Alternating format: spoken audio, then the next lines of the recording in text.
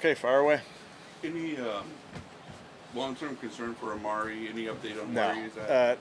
no real update. Definitely no long-term concern. It should be. I hesitate to say it'll be a few days because he's feeling good. I don't know. You don't expect him to on? Do you expect No. him on the field today? He might, but we'll see. See what he can do. DeJuan back today? Also, was still showing some symptoms. We're gonna try and see if he can practice, but he's still sick. Everybody else not going to be there? Yes. Oh, anybody else not gonna be Everybody there? else is going to be there? I'll be there. I don't know. We'll see. What's the new addition today as you ramp up a little bit more? Yeah, we'll start adding some situations. We'll go against each other a little bit at a slower pace until we, have pads on. But a lot of this is just getting the tolerance from a muscle standpoint and getting ready for a 17-plus season, 17-plus game season. Just making sure that we're ramping appropriately from a physical standpoint. Thursday, the first pad? I think we're Friday, Saturday in pads. What are you looking for from JLK this year? Yeah, I think he's health. Want him to be healthy and strong, and I think he's come back in really, really good shape. He looks strong. So I think being able to stay on the field, which is so important, as everybody knows, availability is key, and he's been a little unlucky in that realm. So really taking care of his body. He's I know he's got a new number, but it's a little bit of that mindset change too, of making sure that he's doing everything in his power to help this team in any way he can. Over the years, we've asked you pretty much every year about David Njoku's growth year by year. I guess my question this year is what's the next level for his game? Yeah, I think I would hope there's a next level for everybody's game. With David in particular, I think he's taken great strides in his run blocking, pass blocking. He's really, he's up there with the best of them in that world. We know what he is as a pass receiver, just from a physical standpoint, the way he can run and catch. So I think it's just really a growth at every single area of offensive football. He's certainly up for it. It's another thing of staying healthy, and he's, as you know, a warrior. He plays through a lot of injuries, so staying healthy and continuing to grow really in every area. Kevin, you have Dalvin Tomlinson. What have you learned about him on and off the field since he's been around? Yeah, he's a pro. Really fits in well with our guys. Very, very conscientious person. Very intelligent. Likes to work. So you watch him in his individual drills and out here in practice. He doesn't shy away from the work at all. So I just think he fits right into who we are. How important do you think that veteran presence is at that spot for you? Yeah, I think veteran presence is important really at every spot if you can get it. Defensively, up front, have some younger guys, have some older guys certainly in that group, but having a guy that's been through some battles, so to speak, I think is great.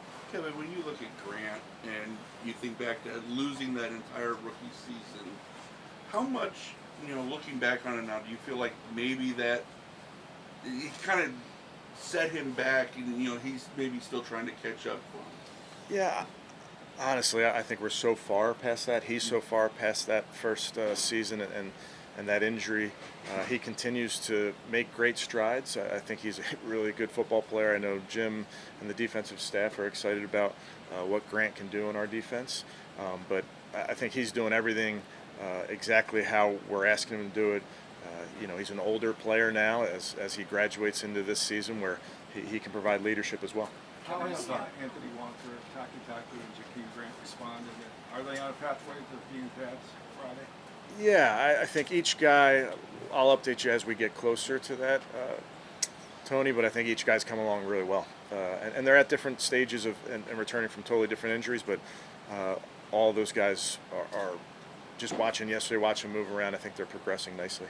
Kevin, one of the Haslams later this afternoon, what have they articulated to you about what the expectations are for this season and, their support of you or whatever? Yeah, Dee and Jimmy and the whole family have been so supportive of me, of our coaching staff, of our group, really from day one. And, as a testament is us being down here together.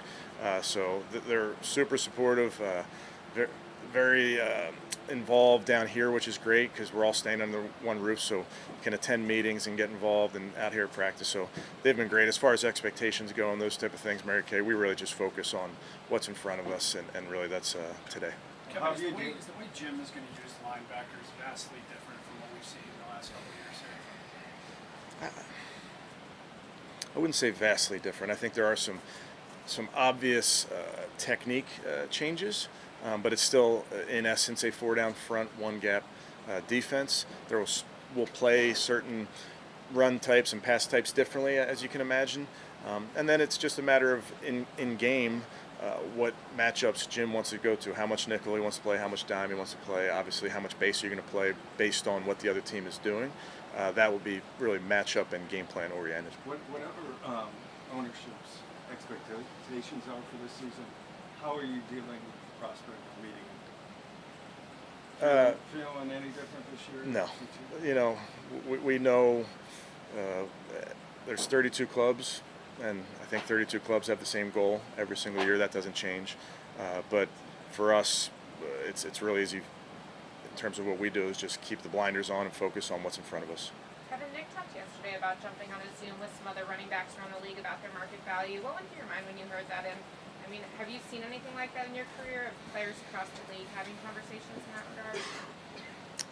I can't recall a similar example. You know, we talked a little bit yesterday about Nick, and I understand what's going on, and I understand how he feels, and certainly how the running backs feel in this regard. But all I can do and we can do is continue to support Nick, and he's a huge part of what we do. He's a huge part of who we are. Kevin, when we talked to Deshaun yesterday, he mentioned that he had his opportunity to do the 4-H exercise in front of the team, and I guess just what do you think that can, what effect that can have, his story on the locker room, considering everything that he went through in the last year and the expectation that he has to lead this football team? Yeah, you know, I look at it really for all of our players that have an opportunity to do that is really just letting your teammates know you from a different angle. We don't often sit down and okay, where are you from? What do you do? What are you about? Who are the people that have made a meaningful impact in your life? So it's just an opportunity for our guys to slow down and do that. And Deshaun, as a leader of the football team, I think it's important for everybody to know kind of where he is and what's on his mind. So this is the second year you don't have a second kicker you can't. What are the benefits to Cade Yardy to being unchallenged?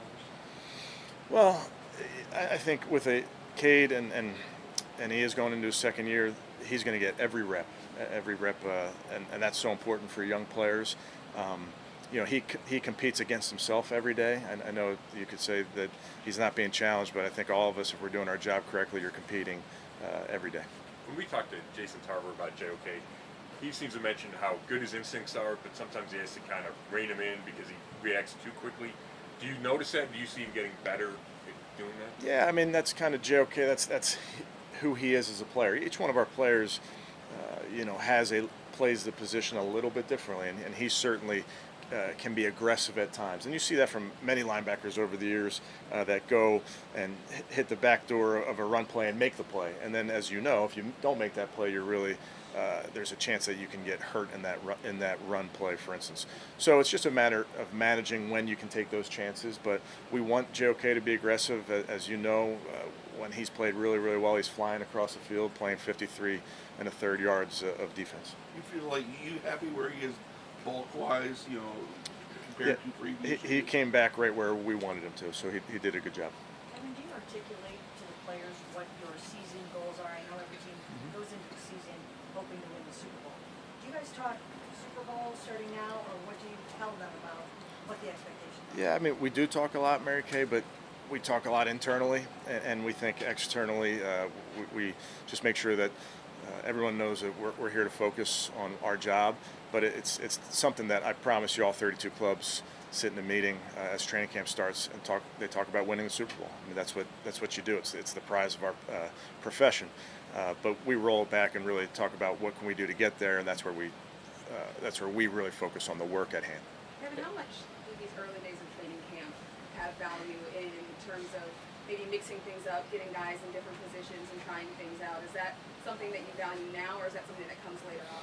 I think it probably comes a little bit later on. I think early in training camp, you're in your installation schedule, so you're going back to the beginning and making sure that offense, defense, special teams, you're installing your schemes.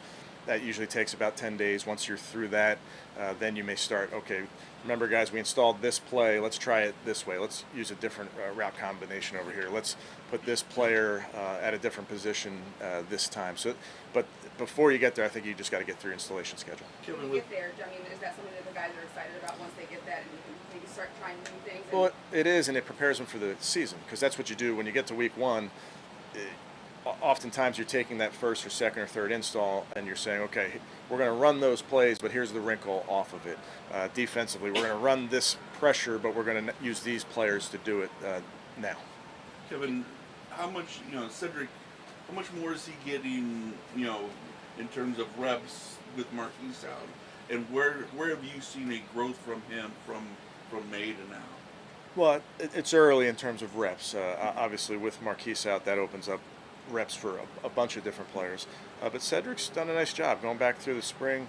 He's very diligent, works hard at it, spends a lot of time at his craft. He's up very, very early, gets extra work with Dorian, I know, because he wants to get it right. So he's a young man that's doing it the right way, and it's just going to be a matter of banking as many reps as possible. What have you thought of Dorian so far this season? Yeah, he's done a nice job. He's in a really good room to learn. With Deshaun, with Josh, with Kellen, those are consummate pros that really grind on the tape, on the meeting, in the meeting room. Really, that he has great examples of how to be a pro in this league. So he's fitting in just fine. Again, he'll get a ton of reps. We talked about the preseason. Your young players are going to get a ton of reps, so he'll be able to bank a ton of reps as we get going. What have you seen from Elijah so far, just from OTA's mini camp through now, as you're excited about him and Well, I think he's a very speaking of taking your craft seriously, I mean, he practices hard. His practice tempo, how he is in walkthroughs, I mean, he takes it very seriously, which is great. It's fun to be around a guy that really works at it. And then he's taken the bit on everything we've asked him to do. Trying to make sure we move him around the formation, trying to use things that we know he's done well in his past, and also challenge him with some new things. But a very, very locked-in player.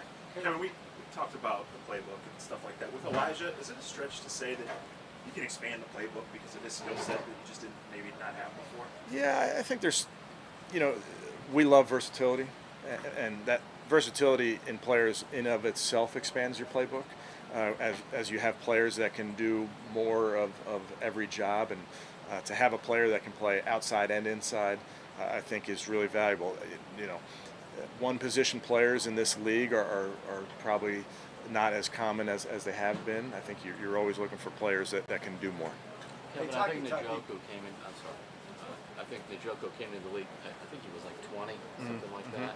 What have you seen? I think it's his fifth year over that time. Oh my God, with David? Yeah. Unbelievable growth from a personal level, and like you mentioned, Terry. I mean, I was not here when he was drafted, but a very, very young man, and just my relationship with him over the years has been awesome. He's grown up a lot. He's matured. How did it show? I think I would let him speak to it, but you'd see a player that, whether on the practice field, in the meeting rooms, in game, what we ask him to do, he's become a very selfless player, and his leadership's the thing that has been so impressive to me. Again, when the past is the past, but this was somebody that I think in 2020 to where he's come from now, I'm just really proud of him, and it's nothing that I've done, it's just what he's done to grow as a person. So couple more. Taki had his ACL surgery in December. It used to be 12 months, Right. then it became 10 months. Right. Is it now considered 8 months?